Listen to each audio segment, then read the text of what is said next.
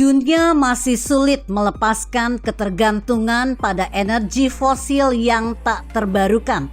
Salah satunya yakni batu bara yang menjadi sumber energi paling besar setelah minyak bumi.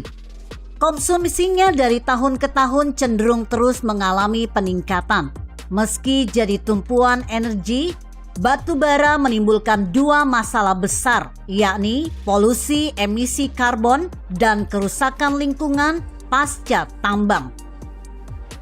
Seperti dilansir cnbcindonesia.com, banyak negara di dunia mulai berencana untuk mengurangi dan menghentikan pemanfaatan sang emas hitam itu dengan alasan pengurangan emisi.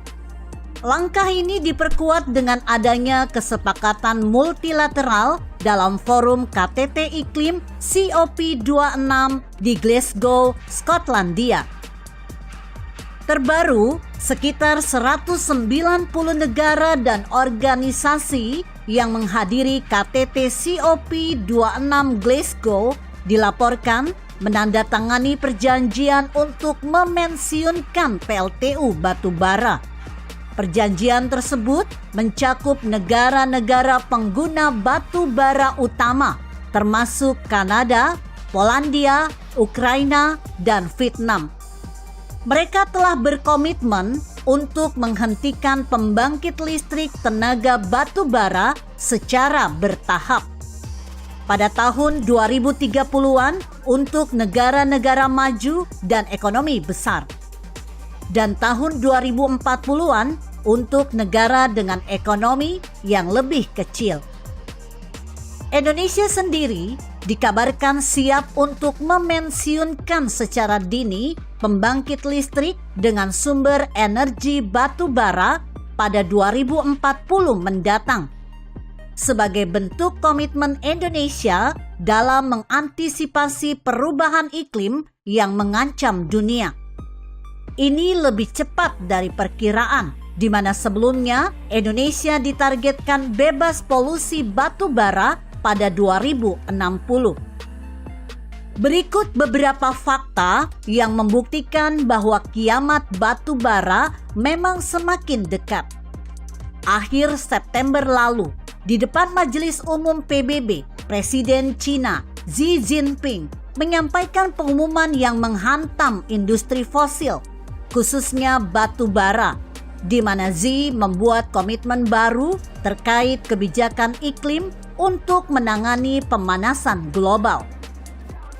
Dalam sidang tersebut, Xi menegaskan China tak akan membangun proyek pembangkit listrik tenaga batu bara lagi di luar negeri. Sebelumnya telah diketahui melalui pendanaan Belt and Road Initiative (BRI), China berinvestasi di seluruh proyek PLTU di beberapa negara berkembang termasuk Indonesia. Ia juga berjanji akan mempercepat upaya China untuk mencapai netralitas karbon di 2060, termasuk mendukung negara berkembang mengembangkan energi hijau dan rendah karbon. Keputusan tersebut sejalan dengan ambisi China untuk menjadi pemimpin dalam upaya adopsi energi terbarukan yang ramah lingkungan. Semenjak Presiden Trump memutuskan Amerika Serikat keluar dari Perjanjian Paris, China mulai mengambil peran signifikan dalam upaya masyarakat dunia meredam pemanasan global. Meski Presiden Biden telah membalikkan keputusan Trump dan kembali bergabung, Amerika masih belum mampu meruntuhkan dominasi China. Kebijakan baru Xi Jinping dan pemerintah China tersebut tentu mendapat dukungan dari berbagai negara dan menumbuhkan optimisme masyarakat dunia. Sebelumnya, pada Juni 2021, International Renewable Energy Agency (IRENA) telah menandatangani nota kesepakatan baru dengan Kementerian Ekologi dan Lingkungan China untuk mempromosikan netralitas karbon melalui energi terbarukan. Kerjasama ini akan memusatkan percepatan pengembangan energi terbarukan yang memungkinkan janji China untuk mencapai puncak emisi karbon sebelum tahun 2030 dan mencapai netralitas karbon sebelum 2060. China adalah pemimpin dalam penyebaran energi terbarukan, mewakili lebih dari 40% dari total sebaran energi terbarukan global. Biaya daya yang rendah, rantai pasokan yang matang, dan sumber daya terbarukan dengan kualitas baik menempatkan China pada posisi menjanjikan untuk menggunakan energi terbarukan sebagai pilar sistem energinya. IRENA memperkirakan bahwa energi terbarukan memiliki potensi memasok lebih dari 90% kebutuhan listrik China pada tahun 2050 dengan lebih dari 60% bersumber dari matahari dan angin. Jika China berkomitmen tak akan membangun proyek pembangkit listrik tenaga batu bara lagi di luar negeri, ASEAN Development Bank (ADB) atau Bank Pembangunan Asia lebih ekstrim lagi. ADB telah mengumumkan bahwa mereka tidak akan lagi mendanai proyek yang berkaitan dengan eksplorasi atau produksi tambang batu bara, minyak bumi, dan gas alam di dunia. Kebijakan baru ini diumumkan dalam draft pernyataan kebijakan yang dirilis pada awal Mei lalu. Pengumuman ini disambut baik oleh kelompok pegiat lingkungan yang mengatakan seharusnya ADB sudah mulai mengambil langkah ini sejak 1 dekade lalu. Dikutip dari Reuters yang melansir The Straits Times, dua organisasi lingkungan menuding ADB telah mengucurkan 4,7 miliar US dollar atau sekitar 68 triliun rupiah untuk mendanai proyek energi fosil, khususnya gas alam, sejak diterapkannya perjanjian iklim di Paris pada akhir 2015. ADB sendiri mengkonfirmasi angka penyaluran kredit 4,7 miliar US dollar tersebut, tetapi menegaskan bahwa sebagian besar pembiayaan energi selama 2015 hingga 2020 dialokasikan untuk sumber energi terbarukan dan pengembangan jaringan infrastruktur. Tujuan pelaksanaan program ini adalah untuk menghentikan penggunaan bahan bakar fosil di Asia, khususnya untuk mendorong peralihan dari pembangkit listrik yang tidak ramah lingkungan berbahan bakar batu bara. Jia Yongping, Kepala Grup Sektor Energi ADB, mengatakan 60% dari total pembangkit listrik di Asia berasal dari pembakaran batu bara, sehingga penting untuk mengurangi ketergantungan terhadap batu bara dan menggantinya dengan energi bersih yang terbarukan. Dalam beberapa kasus terbatas digantikan oleh gas alam yang memiliki efisiensi lebih tinggi dengan emisi lebih rendah.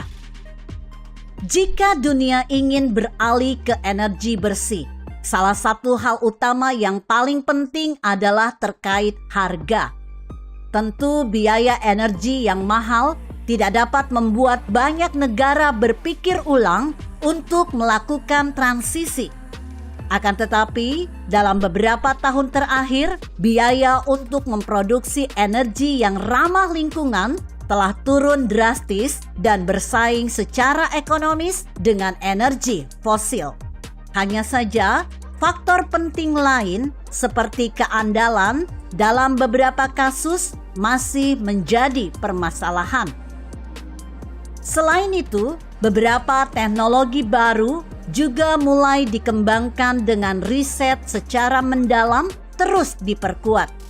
Beberapa terobosan besar seperti kapasitas penyimpanan energi yang efisien yang mampu menampung kelebihan energi surya yang dihasilkan pada siang hari untuk didistribusikan pada waktu tanpa cahaya matahari tentu dapat meningkatkan keandalan dan membuat pemangku kepentingan berpaling dari energi kotor. Alasan lainnya termasuk melunaknya pendirian beberapa aktor penting yang kini semakin mempertimbangkan aspek lingkungan dalam menjalankan bisnis dan usaha. Hampir semua perusahaan minyak dunia sudah mulai melakukan investasi di bidang energi terbarukan. Dengan yang terbaru, Saudi Aramco yang memiliki kontribusi besar terhadap perekonomian Arab Saudi juga telah menyampaikan target netralitas karbon di tahun 2016. Meski 10 tahun lebih lama dari rekan satu industri seperti Shell, BP, dan Chevron.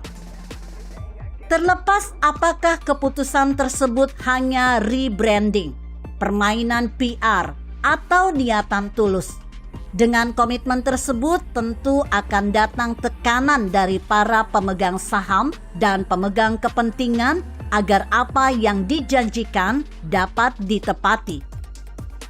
Meskipun sudah banyak tanda-tanda yang mengarah pada kiamat batu bara, sejatinya tidak ada yang tahu pasti tentang apa yang akan terjadi di masa depan.